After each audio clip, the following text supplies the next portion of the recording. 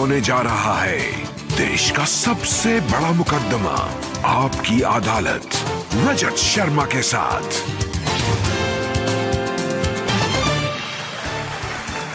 नमस्कार, आपकी अदालत में आपका स्वागत है।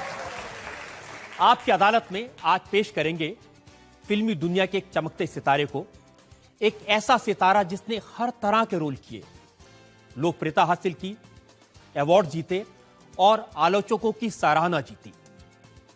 एक ऐसा सितारा जिसने मुंबई में अपनी सफलता के झंडे गाड़े, एक ऐसा सितारा जिसने हॉलीवुड में भारत का नाम किया, अपनी लोकप्रियता हासिल की। प्लीज वेलकम फिल्म स्टार, सबके चहेते इरफान।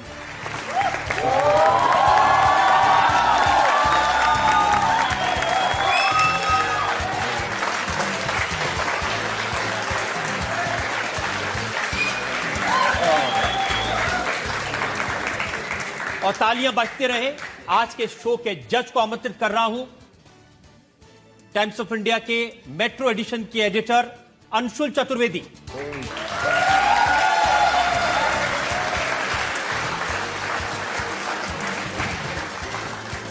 और इससे पहले कि आपकी अदालत में आज का मुकदमा शुरू करें, आज के जज दिल्ली टाइम्स के एडिटर अंशुल चतुर्वेदी की इजाजत चाहेंगे आज की कार्रवाई शुरू करने के लिए। जज साहब खड़ा रहूं कि बैठ रहा हूं?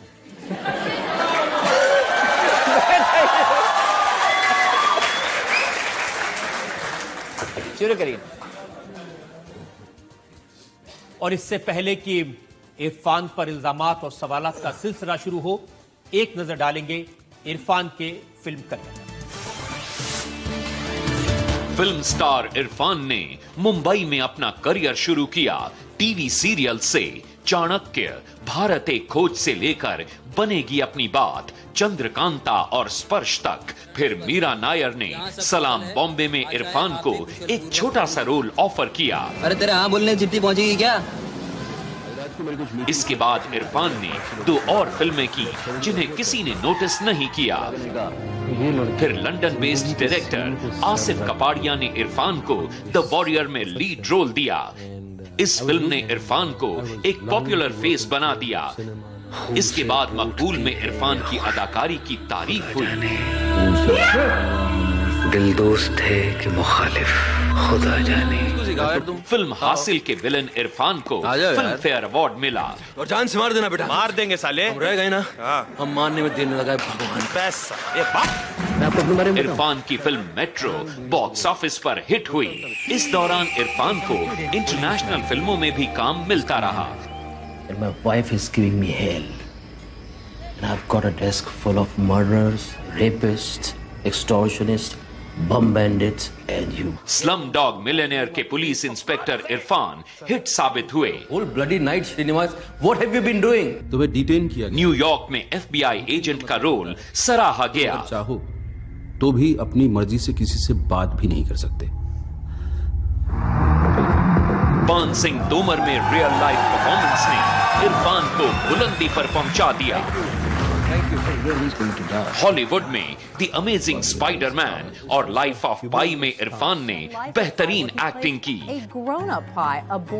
मैं इंद्रजीत सिंह, हमारे तो गाली पर भी ताली। साहिब बीवी और गैंगस्टर रिटर्न्स में इरफान का जबरदस्त रोल है। बॉलीवुड और हॉलीवुड में कामयाबी का झंडा गाड़ने वाले अवार्ड विनिंग एक्टर इरफान आपकी अदालत में अपना मुकदमा खुद लड़ेंगे। तो मुकदमा शुरू करते हैं। आपकी अदालत में पहला इल्जाम फिल्म स्टार इरफान पर। आपकी अदालत में फिल्म स्टार इरफान पर आरोप है कि ये अपना मकसद हासिल करने के लिए कुछ भी कर सकते हैं। इरफान, मैंने सुना कि बचपन से आपकी एक ही तमन्ना थी कि मुझे मशहूर बनना है और मशहूर बनने के लिए मैं कुछ भी कर सकता हूं। एक्चुअली लगता था, क्योंकि मैंने अपने कोशिश की कुछ काम धंधा सीखने की और उसको ईमानदारी से सीखने की और उसको करने की कोशिश की। फिर मुझे थोड़े दिन में इतनी बोरियत हो गई, मुझे लगा कि मैं ज़िंदगी में सिर्फ पैसे के लिए काम नहीं कर पाऊंगा, मेरी आत्मा को उसमें इन्वॉल्व होना ज़रूरी है। तो मैं ढूंढ रहा था क्या करूं।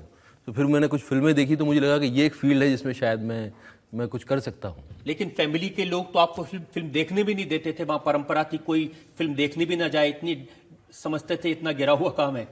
समझते थे उनको, उनके लिए सिनेमा जो है हमेशा से नीचे दर्जे का एक नीचा दर्जा, उनको हमेशा नीची नज़र से देखते थे। उनको लगता था कि नाचने गाने वालों का काम है।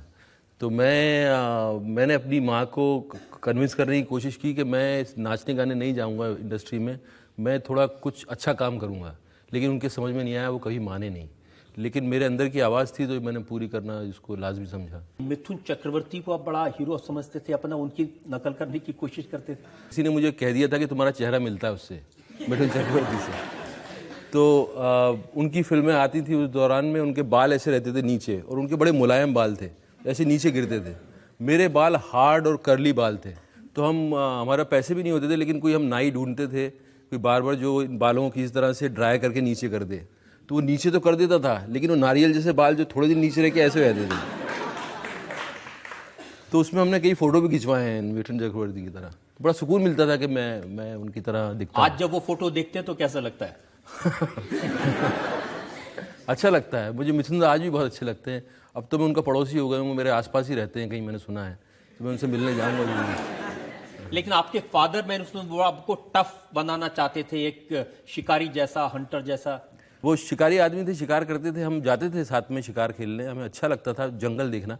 लेकिन जानवर मरते थे तो थोड़ा उसके बारे में स्टोरीज हम बनाया करते थे कि यार ये मर गया, इसकी बेटे का क्या हो रहा होगा, इसकी माँ का क्या हो रहा होगा। तो ये सब दिमाग में चलता रहता था। एक बार मेरे से उन्होंने एक बंदूक चलवाई थी और एक जानवर मर गया था, और उसका मुझे बहुत ज़्यादा असर रहा था मेरे ऊपर। मुझे कहा करते थे कि हमारे घर में जो है, पठानों के घर में ये ब्राह्मण पैदा हो गया है। लेकिन ऐसे जो सख्त मिजाज फादर थे, वो भी अपने बेटे की आंखों के दीवाने थे। वो कहा करते थे कि ये आंखें हैं कि प्याला है।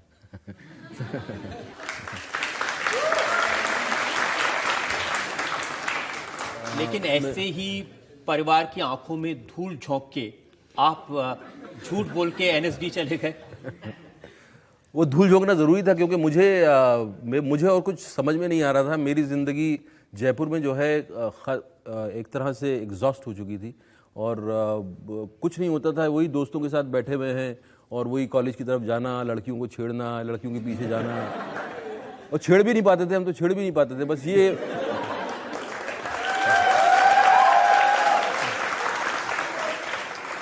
हम लोग सिर्फ मार्क किया करते थे। दो लड़कियां जा रही हैं, उनको मार्क करते थे, ये मेरी ये तेरी।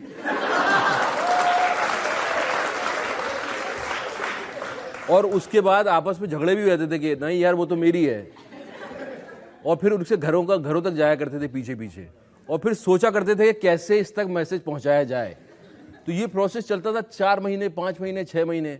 और बाई चांस कभी ऐसा मौका मिल गया कि हेलो कह सकें, तो वो भी हम कह नहीं पाते थे। अब लड़कियों की बातें क्या आप मेरा सवाल टाल रहे हैं। अच्छा।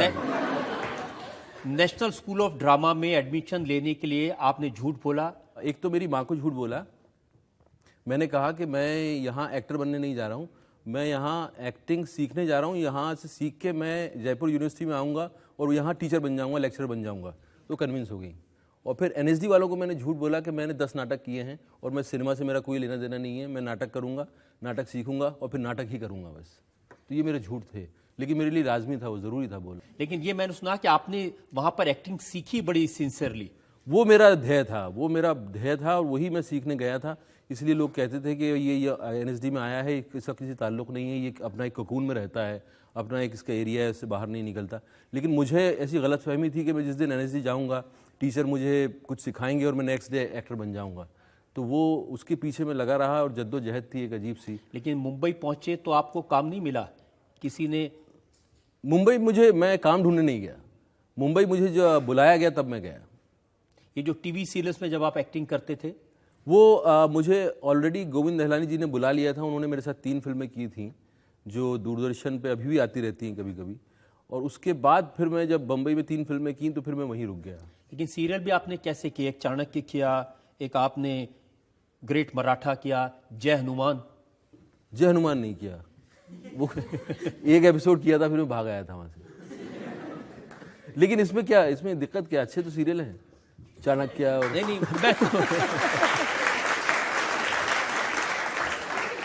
मैं तो ये साबित करने की कोशिश कर रहा हूं कि सक्सेस के लिए कुछ भी करने को तैयार थे, और आप जब फिल्मों में रोल नहीं मिला तो आप कहते थे कोई छोटा मोटा रोल ही दे दो। वो सीरियल करते वक्त जब मुझे लगता था कि मैं तो फिल्मों में काम करने आया हूँ, सीरियल में क्या कर रहा हूँ, तब मेरी इच्छा थी कि अमरीश पुरी के पीछे खड़े होने का मौका मिल जाए तो मतलब मैं धन्य हो जाऊँगा, लेकिन वो मौका मिला नहीं मुझे, इंडस्ट्री ने दिया नहीं। इंडस्ट्री ने आपके टैलेंट को पहचाना नहीं उस वक्त। मैं सब बात करते थे कि तो कितना अच्छा एक्टर है टीवी में, लेकिन जो है फिल्मों में काम नहीं देते थे। सुभाष घई साहब का भी कई बार मैंने सुना, उन्होंने कहा कि सीरियल देख के कि यार ये कौन लड़का है, ये बड़ा बड़ा ज़बरदस्त है, लेकिन फिर मैं इंतज़ार करता था कि शायद मेरे मोबाइल से सुभाष घई का फ़ोन आ जाए कभी। और मैं ऐसा मजाक भी करता था अपनी वाइफ से, अरे तुम्हें पता है कौन हुज कॉलिंग, सुभाष जी। आपकी वाइफ तो मैंने सुना वो ये कहती है कि ये इतने पागल थे अपने काम के लिए कि जब लिफ्ट में जा रहे होते साथ साथ तो ये अपने डायलॉग जोर जोर से बोल रहे होते थे, बड़ी एम्बैरेसमेंट होती थी उनको। हाँ, वो कई बार बोलती थी कि तुम बाजार में जो है रिहर्सल करना बंद कर दो। मैं एक्चुअली लाउड थिंकर हूँ, मैं आज कुछ दिमाग में आता है तो मैं उसको बड़बड़ाने लगता हूँ। तो कई बार बस में अगर आप जा रहे हैं इसे पकड़ के और अपना डायलॉग दोहरा रहे हैं तो आसपास वाले देखने लगते थे, फिर वो मुझे देखते थे, फिर ये भी देखते थे इसे साथ में कौन है, तो नज़र उन पे जाती थी, तो वो फिर उनको लगता था कि आप भी प्लीज़ ये बंद कर दो, घर पे कर लेना।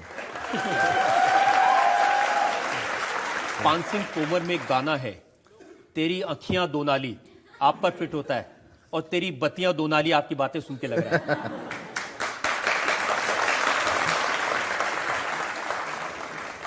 लेकिन उसमें राइफल का झटका तो नहीं है ना बातों में। हाँ, राइफल का झटका नहीं है, लेकिन अच्छी बात यह है कि आपने इस इल्जाम को कबूल किया है जी। अब मुझे एक ब्रेक के रुकना है, और ब्रेक के बाद आपकी अदालत में इरफान पर जनता के इल्जाम और सवाल आपका एक और। हॉलीवुड में आपने डायरेक्टर को सजेस्ट किया कि इंडिया में इंटीमेट सीन भी पूरे कपड़े पहन के किए जाते हैं। एक्चुअली मुझे शर्म आ रही थी, मैं अपना जिस्म दिखाना नहीं चाह रहा था, इसलिए मैंने ये सारी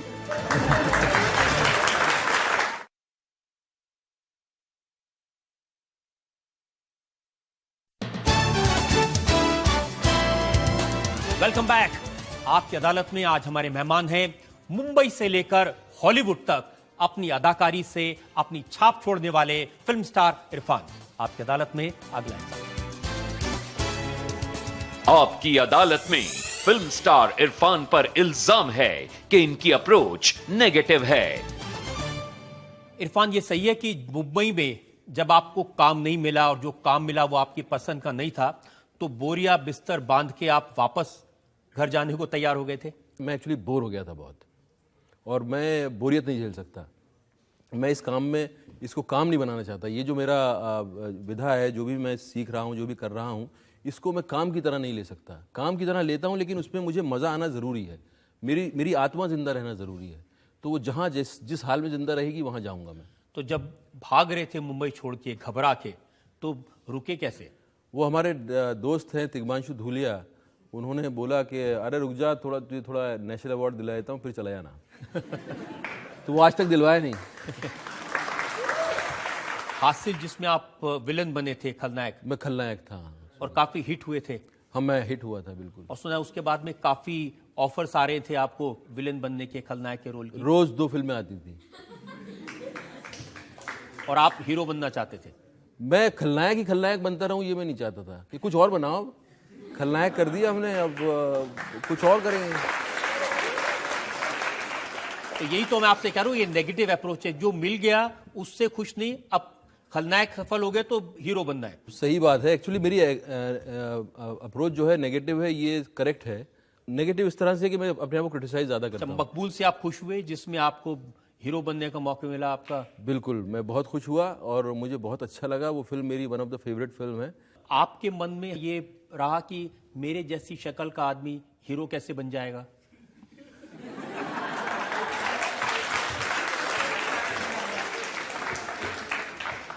एक्चुअली वो बहुत पहले था, जब मैं सोच रहा था, कॉन्टेम्पलेट करता था कि मैं एक्टर बन पाऊंगा क्या। तो मैं कई बार देखता था कि मेरी सूरत किसी से मिलती है क्या, मेरे जैसा कोई एक्टर बना है क्या। तो डाउट वो रहता था ज़रूर, लेकिन बाद में जब बन गया तो मुझे अंदाज़ा हुआ कि सब टेढ़े बांके सब बन सकते हैं एक्टर। तो ज़्यादातर सुपरस्टार जो हैं वो कभी भी कन्वेंशनल तरीके से गुड लुकर्स माने नहीं गए। चाहे वो राजेश खन्ना साहब को ले लीजिए, चाहे अमिताभ बच्चन साहब को ले लीजिए, चाहे दिलीप कुमार साहब को ले लीजिए। मैं अपने आप को कंपेयर नहीं कर रहा हूँ उनसे, लेकिन मैं एक पॉसिबिलिटी बता रहा हूँ कि आदमी की अंदर की शख्सियत जो है वो ज़्यादा असर करती है लोगों पे, बजाय कि सिर्फ लुक्स। हाँ, ये अनकन्वेंशनल लुक। लेकिन आपको हिट बड़ा स्टार पान सिंह तोमर ने बना दिया। जी, पान सिंह तोमर की आत्मा जो अब तक भटक रही थी, जिसको कि देश ने उसके साथ न्याय नहीं किया, देश के सिस्टम ने उसके साथ न्याय नहीं किया था, उसको हमारी स्टोरी के थ्रू लोगों तक पहुंचना था। आप ये कहने लगे कि भाई मुझे न्यूज में रहना नहीं आता, मुझे पीआर करना नहीं आता, कुछ ना कुछ अपनी कमी ढूंढते रहते हैं। वो तो है, मैं कमी तो ढूंढता हूँ अपनी, लेकिन इतना पान सिंह तोमर की सक्सेस से मुझे बहुत खुशी हुई और मुझे उसके बाद कोई शिकायत नहीं है। पान सिंह तोमर को लेकर मुझे कोई भी शिकायत नहीं है, सिर्फ ये है कि क्या हमने उनके परिवार वालों को उनका ड्यू उनको मिला है कि नहीं, ये मेरी चिंता ज़रूर है। उसके अलावा मुझे कोई शिकायत नहीं है किसी भी तरह की। कभी ये भी शिकायत रहती है कि मैं अंग्रेजी उतनी अच्छी नहीं बोल सकता? जो नहीं बोल सकता तो नहीं बोल सकता, उसमें क्या है।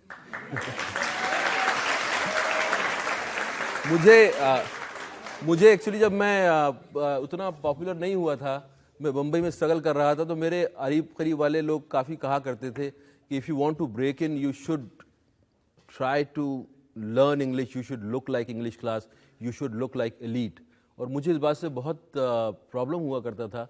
मेरा मानना ये था कि लैंग्वेज आपको एलीट नहीं बनाती है, लैंग्वेज आपको सभ्य इंसान नहीं बनाती है। लैंग्वेज तो कोई भी बोल सकता है, आपके अंदर क्या है वो ज़्यादा मायने रखता है। लेकिन इरफान, जो एक्टर अच्छी अंग्रेजी नहीं बोल सकता, जो एक्टर जिसकी चेहरा ऐसा है जैसा आपका है, वो हॉलीवुड चला जाए हीरो बनने?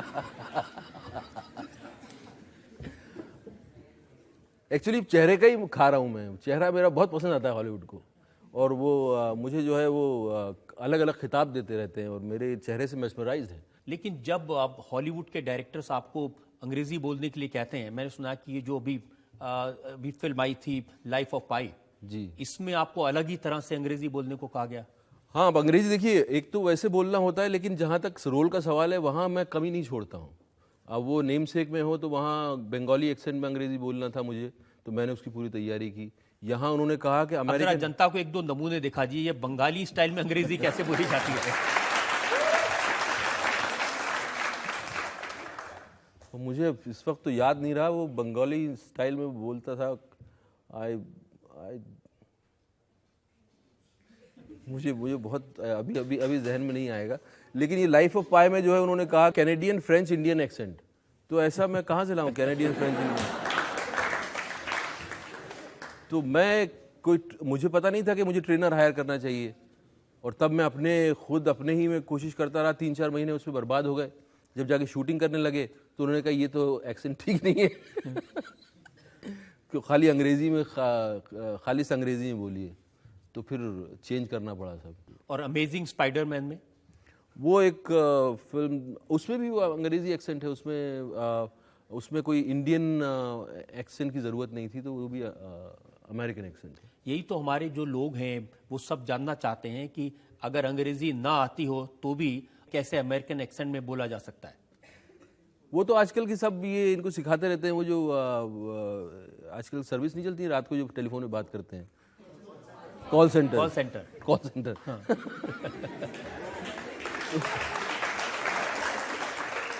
आपकी शिकायत है कि आपको यहाँ ऐसे रोल करने पड़ते हैं जिसमें आप बिलीव नहीं करते। कई बार करने पड़ते हैं, तो कई बार आदमी हमेशा कुछ कभी पैसों की ज़रूरत होती है, तो कई बार करना पड़ जाता है। चलिए, अच्छी बात है कि आपने ईमानदारी से एक्सेप्ट किया कि पैसे की ज़रूरत के लिए कभी कभी उल्टे सीधे रोल भी करते हैं। जी बिल्कुल, वो करने पड़ते हैं, करें, और लेकिन वो उसका टेस्ट जो है बहुत अच्छा रहता नहीं है अंदर। सर, मैं आपसे ये पूछना चाहती हूँ कि आपने इतनी फिल्म्स करी है, बट कौन सा कैरेक्टर आप ज़्यादा एंजॉय करते हो, पान सिंह तोमर जैसे कैरेक्टर या फिर एक रोमांटिक कैरेक्टर? दोनों, पान सिंह और ज़्यादा एंजॉय कौन सा हो पाता है? रियल लाइफ है रोमांस,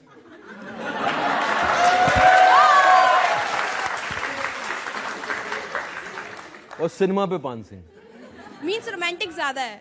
जी, रोमांस देखिए, रोमांस एक ऐसी चीज है, रोमांस हमारा ये जिस धरती पे हमें जन्म दिया गया है, इस जिंदगी की कड़वाहट को काउंटर करने की रोमांटिसिज्म है। रोमांटिसिज्म हमें ताकत देता है कि हम इस कड़वी सच्चाई से लड़ सकें। लेकिन ये सही है कि जब फिल्मों में इंटीमेट सीन करने होते हैं तो काफी परेशानी होती है आपको? मुझे लगता है कि सामने वाली जो पार्टनर है उनको परेशानी ना हो, उनके चेहरे पे मुझे परेशानी ना दिख जाए, तो इससे मुझे डर लगता रहता है। तो अगर मुझे लगे कि सामने वाला पार्टनर जो है वो कंफर्टेबल है तो मुझे तो अच्छा लगता है। मैंने तो ये पढ़ा कि हॉलीवुड में आपने डायरेक्टर को सजेस्ट किया कि इंडिया में इंटीमेट सीन भी पूरे कपड़े पहन के किए जाते हैं। हाँ, एक्चुअली एक डायरेक्टर के साथ मैं काम कर रहा था तो उन्होंने कहा कि आपका इस इंटीमेट सीन है, आप जो है ये कुर्ता उतार दो। मैंने कुर्ता तो नहीं उतारूंगा। बोलो तुम बेड के अंदर हो, सो रहे हो, तुम कपड़े नहीं उतार के सोओगे? बोलो हमारे यहाँ नहीं सोते कपड़े उतार के, हमारे तो कपड़े पहने पहने सो जाते हैं। वहां का ऐसा चलन है कि वहां जो है सोते हो आप, चाहे आप किसी के साथ सो रहे हो, अकेले सो रहे हो, कपड़े उतार दो और फिर सोते हैं।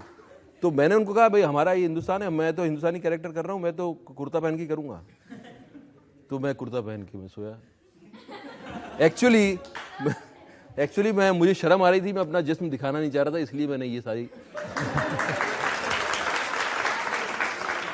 इरफान, मेरे पास अभी फहरिस्त है, बड़े सारे इल्जाम हैं, बड़े सारे सवाल हैं, लेकिन ब्रेक के लिए रुकना है। हम एक ब्रेक के रुकेंगे और ब्रेक के बाद आपकी अदालत में इरफान पर जनता के इल्जाम और सवाल आपका। आप कह रहे हैं कि सरस्वती होनी चाहिए फिल्म में, पवित्रता होनी चाहिए, तो मल्लिका शेरावत के साथ अपना हिस्स की थी तो उसमें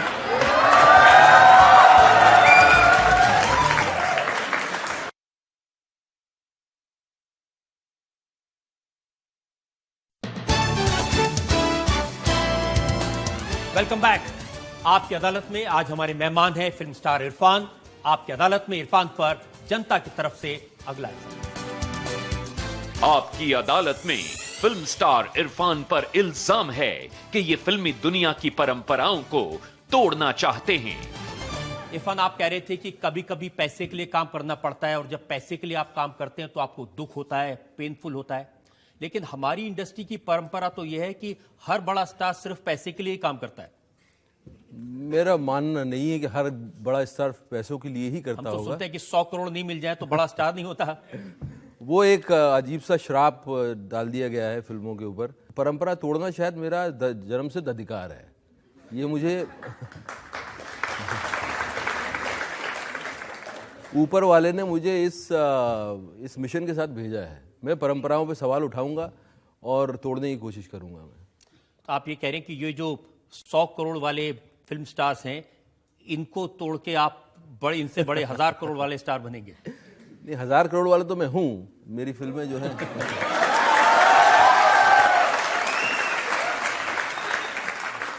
मेरा कहना सिर्फ ये है कि देखिए, ये एक अजीब सा मिश्रण है सिनेमा। इसमें सरस्वती और लक्ष्मी दोनों का मिश्रण है। ये आसान मिश्रण नहीं है। और एक कहानी का माध्यम जो है एक बहुत पवित्र माध्यम है। इसके ज़रिए मैं करोड़ों लोगों के दिलों तक पहुंच सकता हूं। ये इसकी ताकत है। मैं आपको ऐसा एक्सपीरियंस दे सकता हूं जो कि आपको 10 साल तक याद रहे।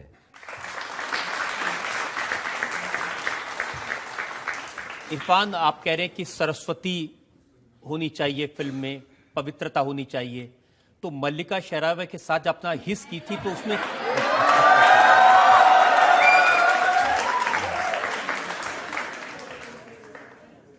पवित्रता थी? उसमें लक्ष्मी दिख रही थी मुझे।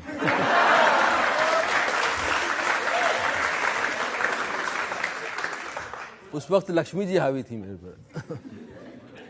और जब 7 खून माफ में आपने रोल किया था, वो दरअसल वो रोल जिस तरह से एडिट हुआ उससे उसका ज़्यादा वो भयावह हो गया। उतना भयावह था नहीं, लेकिन विशाल साहब के साथ मुझे काम करना था और उन्होंने ये ऑफ़र किया तो मैं मौका ढूंढ रहा था। तो हालांकि मुझे रोल पसंद नहीं था। जैसे उन्होंने कहा कि वाइफ बीटर, मैंने कहा नहीं यार, मैं क्या करूँगा। मुझे लगा कि इसमें मैं क्या एक्सप्लोर करूँगा, मैं इसमें क्या जानूँगा। औरत को मार के अपनी बीवी को मार रहा है तो, लेकिन मैंने कुछ वर्कआउट किया था उसके अंदर, लेकिन वो जो है एडिटिंग में बहुत सारे उन चीज़ों को निकाल दिया गया था। तो लेकिन ये तो सही है कि आपने बहुत सारी ऐसी फिल्में साइन की जो आप नहीं करना चाहते थे, लेकिन सिर्फ पैसे के लिए, और ऐसी फिल्में जो चली भी नहीं। हाँ, वैसा हुआ, लेकिन ये क्या है, ये जिंदगी है, उसमें बहुत सारे तजुर्बे के लिए भी आदमी करता है। मुझे सब तो पता नहीं है कि ये हिट होगा कि नहीं होगा। ये फिल्म अब आप तो कौन सी ऐसी फिल्में हैं जिनको आपको लगा कि ये वाकई में मुझे नहीं करनी चाहिए थी? बहुत सारी हैं, उनका नाम लेना अच्छा नहीं होगा क्योंकि जो डायरेक्टर है उसने तो बेचारे ने मेहनत से ही बनाया है, तो उसको क्यों बदनाम करूं यहाँ। बहुत सारी फिल्में ऐसे हैं जो घुसते ही सेट के ऊपर लगा कि ये बहुत बड़ी गलती हो गई है मुझसे, और लेकिन क्योंकि आपने पैसा लिया है, आपने साइन किया है, और लोग जो हैं आपके ऊपर बातें भी ज़्यादा बनाते हैं, तो इसलिए आप उसको निभाना पड़ता है, तो प्रोफेशनल कमिटमेंट हो जाता है, तो वो एक सफ़र होता है जो कि आपको निभाना पड़ता है। जैसे कोई शादी हो जाती है जहाँ लगता है कि अरे यार हमें साथ नहीं रहना चाहिए, लेकिन फिर भी निभाते हो आप, तो वो निभाना पड़ता है। सबसे बड़ी जज आपकी फिल्मों की, आपकी एक्टिंग की ये देश की जनता होती है। बहुत सारे लोग यहाँ पर हैं, इनके मन में जो सवाल है, आपने जो लोग सवाल पूछना चाहते हैं यहाँ दीजिए, सेकंड रो में। ऐसा कौन सा रोल है जिसको आप दोबारा कभी नहीं करना चाहेंगे? वो जय हनुमान में जो किया था। Thank you sir, thank you. Sir आपकी मूवी थी थैंक यू, उसमें आपको याद होगा, आपका डायलॉग था, आपने कहा था कि लड़कियों और औरतों को आपसे ज़्यादा कोई नहीं जानता। सही बात है, तो सही बात। सर कुछ मैं जानना चाहूँगा आपसे, कुछ टिप्स। मैं टिप्स देता हूँ आपको। देखिए, हम जो है ना, आप एक इंसान में एक मर्द में मर्द भी होता है, औरत भी होती है। बिल्कुल बिल्कुल। और एक औरत में औरत भी होती है, मर्द भी होता है। अपने अंदर की औरत को समझ लो,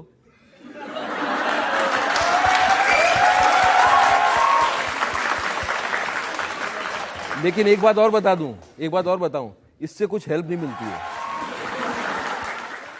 आपका जो करियर का जर्नी है वो मुंबई से लेकर हॉलीवुड तक, इंटरनेशनल मूवीज तक है। आपने कभी हॉलीवुड में सेटल होने की नहीं सोची? मैं कई बार ऐसा लगता है कि हो जाना चाहिए, जिस तरह के ऑफर्स आते हैं, लेकिन मैं अब इस स्टेज पे शायद मैं बहुत यंग होता, आपकी जैसी उम्र में होता, और मुझे इस तरह का चांस मिला होता, तो शायद मैं देश छोड़ के वहाँ रहने लग गया होता। लेकिन मैंने देखा है कई बार, जैसे कनाडा में गया हूँ और भी कई जगह गया हूँ, वहाँ 40 के ऊपर का आदमी नौकरी करता हुआ, काम करता हुआ बहुत उदास होता है। यंग जनरेशन में जितने लोग हैं वो सब बड़े इन्वॉल्व होते हैं, उनके पास बहुत कुछ है करने के लिए, लेकिन जितने लोगों को देखा है, एक उम्र के बाद आदमी अपने रूट्स की तरफ लौटना चाहता है, ये एक प्रवृत्ति है। तो इस स्टेज पे मैं दूसरे कंट्री में नहीं जा सकता, मुझे मेरा कंट्री में रहना, यहाँ से ऑपरेट करना ज़्यादा मेरे लिए ठीक है। इरफान, आप यहाँ की फिल्म इंडस्ट्री में रहना चाहते हैं, काम करना चाहते हैं, लेकिन यहाँ की परंपराओं को तोड़ना चाहते हैं। अब यहाँ की एक परंपरा है, फिल्म स्टार्स के बारे में गॉसिप बहुत छपता है, और आपकी लाइफ इतनी बोर है कि ढूंढ ढूंढ करके भी गॉसिप नहीं मिला। मतलब मैं अच्छा ऑपरेटर हूँ। 2-4 चीजें मुझे मिली हैं। हाँ, जैसे एक में छपा कि ममता पटेल ने इरफान पर कास्टिंग काउच करने का आरोप लगाया।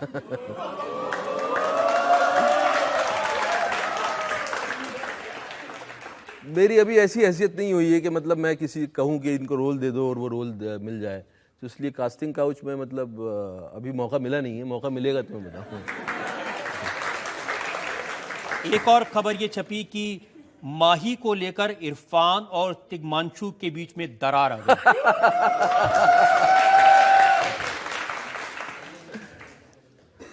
अब ये तो माही जी से पूछा जाए, मैं इसके बारे में बोलूँगा तो लगेगा मैं अपनी सफाई दे रहा हूँ।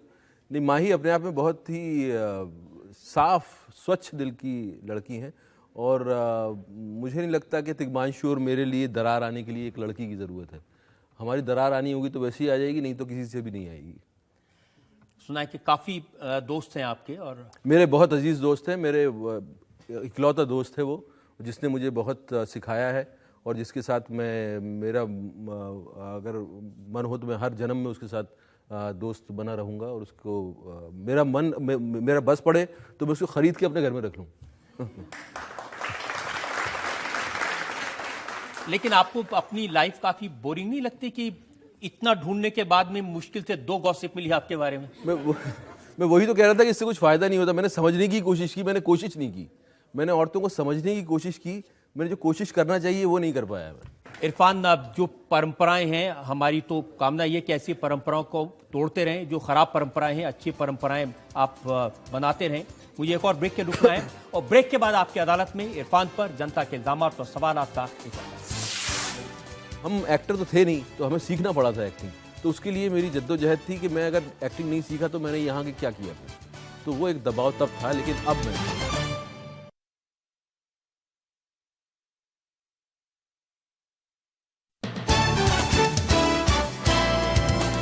Welcome back.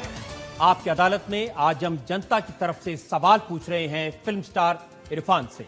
आपकी अदालत में अगला।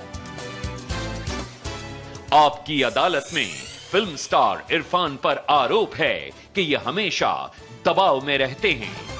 इरफान, आपके दोस्त ये कहते हैं कि हमेशा परेशान रहता है, हमेशा सोचता रहता है। शायद मेरा चेहरा ऐसा है कि वो सोचता हुआ लगता है, एक्चुअली मैं सोच नहीं रहा होता हूँ। आपकी वाइफ का एक इंटरव्यू देखा, उसमें उन्होंने कहा कि अपनी परफॉर्मेंस को लेकर के हमेशा से टेंस रहते हैं, हर वक्त ये पागल हैं, मेगलोमैनिक हो जाते हैं। वो एक दौर था जब एनएसडी में मैं एनएसडी से निकला था, और एनएसडी के दौरान तब मैं उस क्राफ्ट को समझने की कोशिश कर रहा था, तो तब उतना ज़्यादा प्रेशर रहता था। मुझे ये मुगालता था कि मैं एनएसडी जो है मुझे सिखा देगा, जबकि ये एक ऐसी चीज़ है जो कि आपको अपने आप प्रैक्टिस से धीरे धीरे सीखनी पड़ती है, और इसका प्रोसेस है। ये ऐसा नहीं है कि आप किसी इंस्टीट्यूट में गए और आपने इंजीनियरिंग सीख ली, ऐसा नहीं होता। ये एक प्रोसेस है। डांस आते से आता है, आपको गाना आते से आता है। तो हम एक्टर तो थे नहीं, तो हमें सीखना पड़ा था एक्टिंग। तो उसके लिए मेरी जद्दोजहद थी कि मैं अगर एक्टिंग नहीं सीखा तो मैंने यहाँ के क्या किया फिर। तो वो एक दबाव तब था, लेकिन अब मैं नहीं हूँ ऐसा। ये क्या वजह है कि आपका नाम था साहबजादे इरफान अली खान जी, आपने पहले उसको काट के छोटा कर दिया इरफान खान जी, और अब बड़े हो गए तो और छोटा कर दिया इरफान, और बड़ा हो जाऊंगा तो मैं इरफान भी कट कर दूंगा। लेकिन इसकी वजह ये तो नहीं थी कि माय नेम इज खान होने से अमेरिका में एयरपोर्ट पर आपके भी कपड़े उतरवा देते हैं? तो पासपोर्ट वो तो चक्कर यही है, तकलीफ यही है कि आप जो है पासपोर्ट पे आपको सरनेम लिखना जरूरी है। आप कई डिपार्टमेंट ऐसे हैं जहां के आपको ये बोलना जरूरी है कि आपका धर्म क्या है। मेरे हिसाब से धर्म एक जो है वो बहुत प्राइवेट चीज है। वो आपके और आपके भगवान के बीच का रिश्ता है, वो बहुत प्राइवेट एक रिश्ता है। उसको किसी फॉर्म में लिखने की जरूरत क्यों पड़ती है? मेरा ये सवाल है दुनिया से। और मेरा सवाल यह है कि क्या अमेरिका में खान नाम होने की वजह से आपको कभी एयरपोर्ट पर? बिल्कुल, एयरपोर्ट पे एक बार नहीं कई बार मुझे रोका गया और मुझे बहुत झूंझल भी आई। मुझे एक बार मैंने उनको कुछ कह भी दिया, जिन पुलिस वालों ने मुझे रोका था। मैंने कहा कि if you don't want to give me visa, why do you issue a visa to me if you have any problem with it. So उनका कुछ अजीब सा रिएक्शन था। बोला, are you threatening me, are you threatening me? तो मैंने कहा नहीं भाई, थ्रेट नहीं कर रहा हूँ मैं एक सवाल पूछ रहा हूँ आपसे। तो वो उनका एक अजीब तरीका क्या होता है कि वो आप जैसे ही इमिग्रेशन क्रॉस करने लगते हैं, सडनली वो आपके पासपोर्ट चेक कर रहे हैं, वो बोलते हैं कि जस्ट वेट, एंड करके उठेंगे, पासपोर्ट बंद करेंगे, एक दो पुलिस वाले आएंगे, बड़ी बड़ी गन्स लगी हुई हैं, उनके पिस्टल्स लगी हुई हैं, आपको वो पकड़ेंगे और ले जाएंगे, कमरे में बिठा देंगे। आप वहाँ कुछ बात नहीं कर सकते, फ़ोन नहीं कर सकते, आप फ़ोन छू नहीं सकते, आपको कोई गाड़ी लेने आई है उनको इत्तला नहीं कर सकते, आप बैठे हुए चुपचाप, जस्ट सिट। भाई क्या हुआ? Sit, phone no. तो आपको लगता है क्या कर क्या दिया आपने? तो वो एक ह्यूमिलेटिंग एक वो होता है। तो वो एक है जरूर, मेरे नाम से शायद किसी का नाम सिमिलर है, क्या है, क्या वजह भी नहीं बताते। जब क्लियर कर दिया उसके बाद पूछे क्या वजह थी, गो प्लीज गो। कि जब से खान आपने नाम से हटाया तब से कुछ रास्ता आसान हो गया अमेरिका में? कुछ नहीं आसान हुआ, वो पासपोर्ट में तो लिखा हुआ ये खान। तो उससे छुटकारा नहीं है मेरा। तो मैं जब ये होता है कि अब जब भी मैं जा रहा होता हूँ तो पहले से मैं बोल देता हूँ, जो भी प्रोडक्शन मुझे बुला रहा होता है, कि मैं एयरपोर्ट पे नहीं रुकूंगा। मैं अगर उन्होंने रोका मुझे तो वापस आ जाऊंगा दूसरा टिकट लेके। तो वो कुछ पहले से ही बोल के रखते हैं वहाँ इमिग्रेशन में। तो आपने हॉलीवुड में कई फिल्में की हैं तो थोड़ा बहुत पहचानने भी लगे होंगे। लेकिन वहाँ का सिस्टम ऐसा है कि वो सिस्टम में बहुत बंधे हुए हैं। उनको लगे कि हाँ की होंगी फिल्में, बोलो हो सकता है ये इसके अंदर भी कुछ छुपा हो रहा है। तो भी वो नहीं मानते, वो मान लेते, अरे हाँ स्पाइडरमैन, अरे हाँ ओ या यू रिमेंबर, बट स्टिल।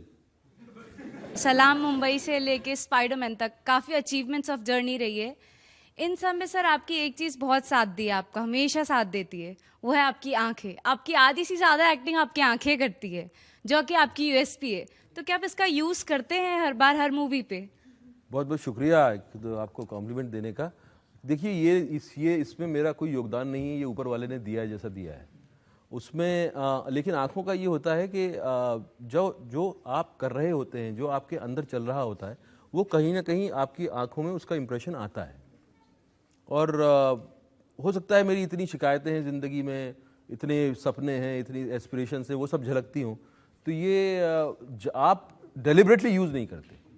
आप डेलिबरेटली कि मैं अब ऐसा करूँगा तो मेरी आंखें ऐसी दिखेंगी, वो मैंने कभी नहीं सोचा। नहीं किया आपने यूज? नहीं, कभी उस तरह से नहीं किया। But it is impactful sir, it's a compliment. Thank you sir. शुक्रिया। आपके दोस्त ज्ञानशु का मैंने एक इंटरव्यू पढ़ा, उन्होंने कहा कि इसकी जो सेक्स अपील है वो सिर्फ इंटेलेक्चुअल महिलाओं को हिट करती है। वो ये कहना चाह रहा है कि बाकियों को नहीं करती। वो उनका बड़प्पन है। लेकिन और आप कहना चाह रहे हैं कि बाकियों को भी हिट करती है? करनी चाहिए। मैं चाहता हूं, मेरी कामना है कि बाकियों को भी करना चाहिए, क्योंकि मेरे लिए बहुत ज़रूरी है कि मुझे महिलाएं किस तरह से देखती हैं और मेरा उन पर क्या इम्प्रेशन है। और अगर मुझे सराहती हैं और अगर मेरी कामना करती हैं तो मेरे लिए मेरी ज़िंदगी सफल है। उसके लिए आंखों का इस्तेमाल करते हैं? कभी कभी। सर 1988 के सलाम बॉम्बे से लेके साहिब बीवी गैंगस्टर रिटर्न्स तक आपने सर इतनी अच्छी जर्नी तय करी है, तो सर आपके हिसाब से आपका सबसे टफेस्ट और मोस्ट चैलेंजिंग रोल कौन सा था? मेरे दो एक्चुअली। लाइफ ऑफ पाई बहुत ज़्यादा चैलेंजिंग था। उसके कई कारण रहे हैं कि उसमें जिस तरह की तैयारी करनी पड़ी, जिस तरह की डिमांड्स मुझसे की गई थी, जिस तरह के एक फ्रेमवर्क में मुझे काम करना था, और फिर साथ में एक बार फिल्म शूट हुई किसी एक्टर के साथ और उसको पूरा स्क्रैप कर दिया गया, फिर दूसरा एक्टर बुलाया गया, फिर मुझे पूरी दोबारा फिल्म शूटिंग करनी पड़ी। तो कई बार आप दोबारा सीन शूट कर सकते हो, लेकिन जो इमोशनल सीन होते हैं, इतने इमोशनल, जो कि लास्ट में स्पीच है मेरी पाए के अंदर, वो बहुत मुश्किल होता है। तो वो एक रोल था। दूसरा इन ट्रीटमेंट एक सीरीज़ है मेरी गैब्रियल बर्न के साथ, इन ट्रीटमेंट, उसका 3rd सीज़न। उसमें मेरी एक कहानी है, मेरे पर एक पूरा सीरीज़ है। वो बहुत मुश्किल था। नेमसेक को क्रैक करना बहुत मुश्किल था। क्या वजह है कि हॉलीवुड में आपको छोटे रोल मिलते हैं और फिल्म रिलीज होते होते उनको काट के और भी छोटा कर दिया जाता है? वो आपको पसंद है, यहाँ बड़े बड़े रोल देते हैं वो पसंद नहीं है? हॉलीवुड में जिस तरह से, मैं छोटा नहीं कहूँगा क्योंकि आप स्पाइडरमैन की बात छोड़ दीजिए, जहाँ तक नेमसेक का सवाल है, मुझे लगा था कि ये शायद मेन किरदार नहीं है, लेकिन आप फिल्म जब मैंने देखी तो मुझे लगा तो फिल्म तो इसी की स्टोरी है, वो मेन किरदार बन गया था। लाइफ ऑफ पाई जहाँ तक उसका सवाल है, छोटा ही रोल है। नहीं छोटा, मुझे छोटा उस तरह से कह सकते हैं, लेकिन वो सेंट्रल कैरेक्टर है। उस फिल्में जब ख़त्म होती हैं, फिल्मों का जब क्लाइमेक्स आता है, उसमें धां धूम बहुत कुछ होता है, बहुत एक्शन होता है। उस डायरेक्टर ने सब कुछ मेरे परफॉर्मेंस पर दारोमदार था उसका। उसने मेरे कंधे पर डाल दिया कि ये पूरा जर्नी, समंदर का 100 करोड़ का खर्चा सब तुम्हारे कंधे पर, तुम नहीं बोल पाए तो फिल्म नहीं चलेगी। तो इतनी बड़ी जिम्मेदारी जो है उसको निभाना, मैं नहीं मानता कि उसको मैं छोटा कहूँगा। इरफान, हमने आपसे हर तरह के सवाल पूछे, आपकी पर्सनल लाइफ के बारे में, आपके बारे में जो गॉसिप है उसके बारे में, हमने आपसे पूछा हॉलीवुड के आपकी फिल्मों के बारे में, मुंबई इंडस्ट्री के ट्रेडिशंस के बारे में। अच्छी बात है कि आपने हर सवाल का बड़ी साफगोई से जवाब दिया। हम एक ब्रेक के रुकेंगे और ब्रेक के बाद सुनेंगे आपकी अदालत में आज के जज अंशुल चतुर्वेदी का फैसला। आज दिन करेंगे।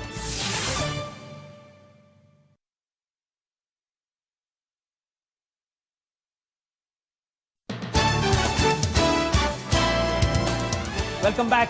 आपकी अदालत में आज हमने मुकदमा चलाया फिल्म स्टार इरफान पर। अब वक्त है आपकी अदालत में आज के जज अंशुल चतुर्वेदी के फैसले का। अदालत का संक्षिप्त समरी ये है कि इरफान ने जो बात माँ से बोली थी कि हम नाचने गाने नहीं जाएंगे, वो बात आपने पूरी रखी है। इंडस्ट्री में आए हैं लेकिन खाली नाचने गाने के लिए नहीं आए हैं। तो आप जयपुर यूनिवर्सिटी में टीचर बने या ना बने, लेकिन एक्टिंग आप हमारी इंडस्ट्री को सिखा रहे हैं, सिखाते जाइए। और जैसे ऑडियंस कह रही है, अपने आंखों के प्याले से पिलाते जाइए।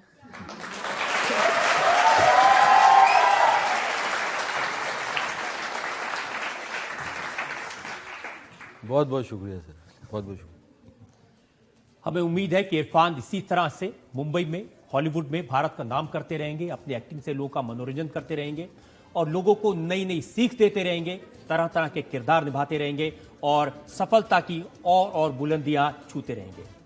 आज का शो यही खत्म करते हैं। अगले हफ्ते आपसे मुलाकात होगी एक नई पर्सनैलिटी के साथ। तब तक के लिए नमस्कार।